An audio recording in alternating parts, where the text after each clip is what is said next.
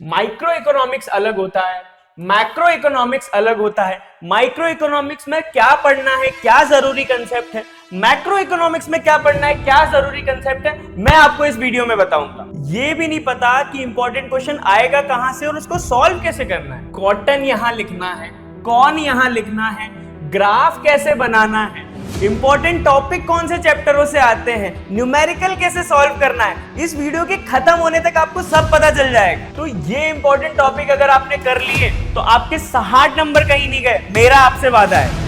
तो मेरे MP board कक्षा 12वीं आर्ट्स एंड कॉमर्स के प्यारे बच्चों, नहीं समझ में आ रहा ना इकोनॉमिक्स, टॉपिक सॉल्व करते नहीं आ रहे ना, समझ नहीं आ रहा इंपॉर्टेंट क्वेश्चन कहां से आएंगे, समझ नहीं आ रहा न्यूमेरिकल कैसे सॉल्व करें, ग्राफ कहां बनाएं और कैसे बनाएं, मैं आपको बताऊंगा इस वीडियो में पूरा।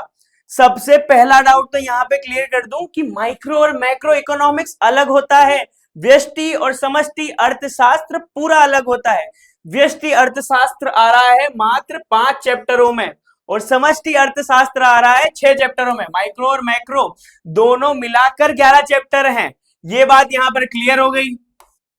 अब और ध्यान से देखो, माइक्रो इकोनॉमिक्स का जो पहला चैप्टर है इंट्रोडक्शन ऑफ माइक्रो इकोनॉमिक्स, वो आ रहा है अपना 6 मार्क का। कितने मार्क का?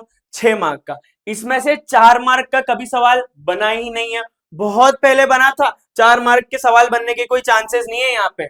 और सुन लो बच्चों, यहां से 1 मार्क 2 मार्क के सवाल बनने के सबसे ज्यादा चांसेस है। सबसे जरूरी टॉपिक इस चैप्टर से है अपॉर्चुनिटी कॉस्ट, 1 मार्क का सवाल हर बार आता है। उसके अलावा और जरूरी टॉपिक क्या है? Central problem of an economy, वो आता है करीब करीब 2 से 3 मार्क का और वही सवाल का ऑब्जेक्टिव बन जाता है।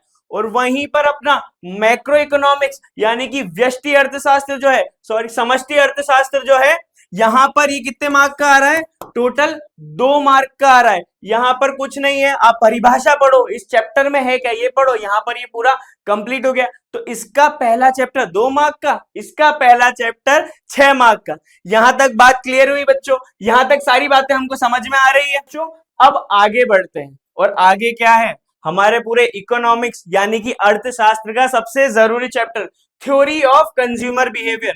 और थ्योरी ऑफ कंज्यूमर बिहेवियर में सबसे जरूरी टॉपिक है यूटिलिटी। यूटिलिटी होती क्या है, टाइप्स ऑफ यूटिलिटी, मतलब कार्डिनल यूटिलिटी और ऑर्डिनल यूटिलिटी, यहां तक हमको समझ में आया। इसके अलावा डिमांड क्या होता है, इंडिफरेंस कर्व क्या होता है, ये सब आपको पढ़ना जरूरी है। और यहीं से आते हैं अपने ग्राफ, यहीं से बनते हैं सारे न्यूमेरिकल ग्राफ, यहां तक आपने पढ़ लिया।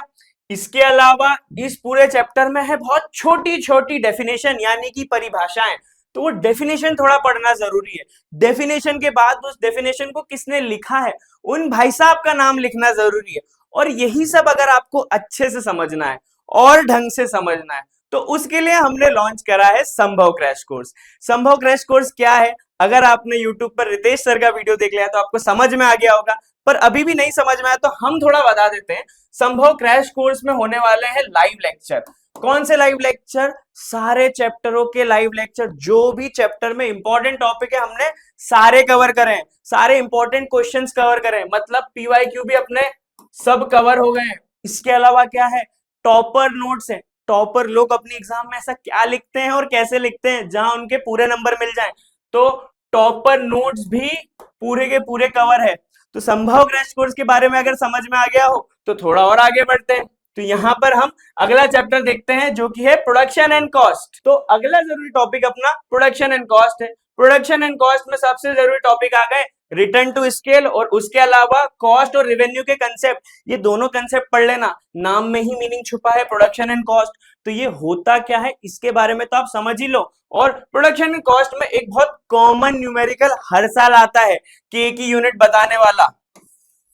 ये आपको कहीं भी दिखे देख लो फटाफट, क्योंकि ये 2023 में भी दिखा है, 2024 में भी दिखा है, 2025 में भी दिखा है। ये सारी चीजों का एनालिसिस हम करके बैठे हैं, तो आपको चिंता लेने की जरूरत नहीं है। तो अभी तक यहाँ पर अपने 15 नंबर का काम हो गया, यहाँ पर अपने 12 नंबर का काम हो गया, 8 नंबर का अपन ने पहले देख लिया, तो टोटल 35 नंबर तो आपको यहीं के यहीं मिल गए। अब वीडियो में बने रहो, बाकी 60 प्लस नंबर भी आपको मिल जाएंगे। तो बच्चों बिना कोई समय गवाए थोड़ा और आगे चलते हैं और देख लेते हैं अगला चैप्टर जो कि है मैक्रो इकोनॉमिक्स है। मैक्रो इकोनॉमिक्स से सबसे जरूरी चैप्टर है determination of income and employment. Determination of income and employment total आ रहे हैं भाई साहब 12 मार्क के। उसके अलावा इसमें सबसे जरूरी टॉपिक क्या होता है, एग्रीगेट डिमांड एंड सप्लाई।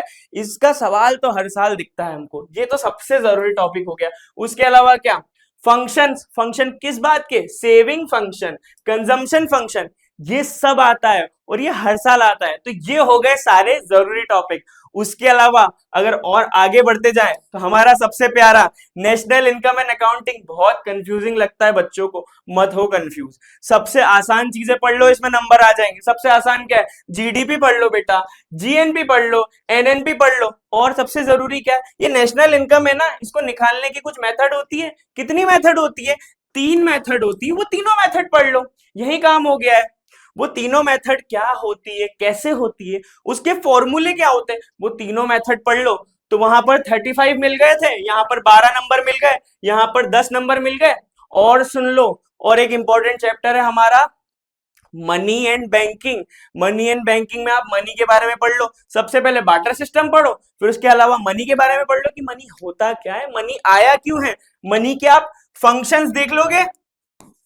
उसके अलावा सबसे जरूरी, हर साल इसका क्वेश्चन बनता ही है, कोई सा भी पेपर उठा के देख लो 4 मार्क का क्वेश्चन बनता ही है। उसके अलावा ऑब्जेक्टिव भी बन जाता है। वो क्वेश्चन है रिजर्व बैंक ऑफ इंडिया, केंद्रीय बैंक, भैया केंद्रीय बैंक के सारे सवाल आते हैं, 4+ मार्क में आ जाता है। सिर्फ एक टॉपिक पढ़ लिया तो केंद्रीय बैंक का काम हो गया। मनी के फंक्शंस पढ़ लिए, यहां पर आपको 2-3 मार्क मिल गए, तो आपको टोटल 60+, जितना वादा करा था उससे ज्यादा डिलीवर हो गया है, 60+ नंबर मिल जाएंगे।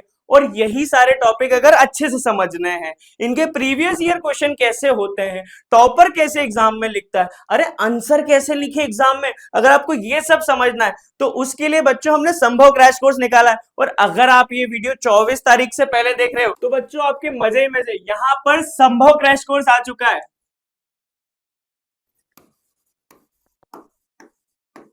और अगर आपने कूपन कोड लगा दिया संभव 50, तो संभव क्रैश कोर्स जो कि 2000 रुपए का है, वो मात्र आपको 1000 रुपए का मिल जाएगा।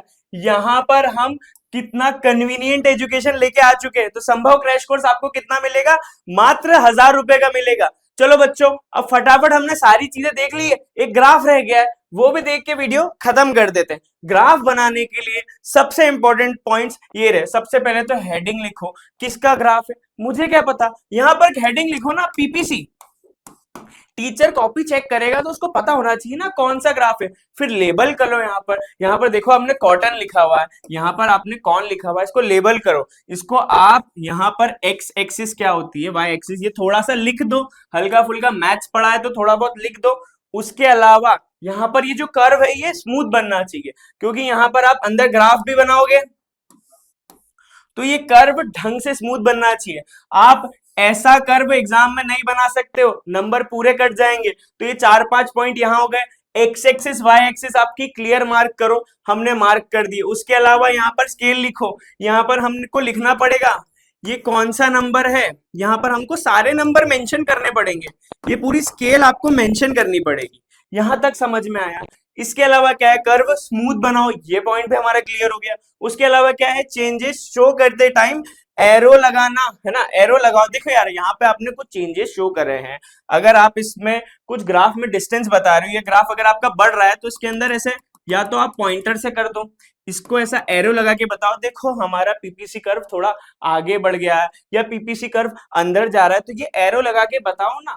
टीचर को कैसे पता चलेगा ये क्वेश्चन क्या करा है आपने, एग्जैक्टली क्या सॉल्व करा है। तो अब यहाँ पर सबसे पहले तो आपको पीपीसी लिखना है, कॉटन कॉन की लेबलिंग करनी है, स्केल बना देनी है, ढंग से सारे नाम लेबल करने हैं, वापस बोल रहा हूँ, स्केल बना देनी है। और फिर यहाँ पर ये एरो लगाओ, यहाँ पर मार्किंग करो, एग्जैक्टली आप अगर शिफ्ट कर रहे हो तो वो बताओ, अगर आप अंदर ले जा रहे हो तो आप वो बताओ कि आपने क्या हुआ। फिर ऑफकोर्स उसके बाद आपको सारी इंफॉर्मेशन लिखनी की आपने ग्राफ में एग्जैक्टली क्या करा। यहाँ पर आपके ग्राफ के पूरे नंबर मिल गए। और बच्चों बहुत ज्यादा टेंशन मत लो, बहुत ज्यादा ग्राफ नहीं आते, पीपीसी कर्व का ग्राफ आ गया है, आईसी कर्व आ गया है, बजट लाइन बजट सेट का ग्राफ आ गया, और एक आध दो और ज्यादा ग्राफ आते हैं, उसके अलावा कोई खास ग्राफ आते नहीं है। न्यूमेरिकल भी हमने सिर्फ 2 चैप्टरों में देखे क्योंकि जरूरी न्यूमेरिकल वहीं से आते हैं। ठीक है बच्चों, अब ये वीडियो खत्म करने का समय आ गया। अब आप स्वस्थ रहो, मस्त रहो, अर्थशास्त्र और इकोनॉमिक्स ढंग से पढ़ते रहो। धन्यवाद।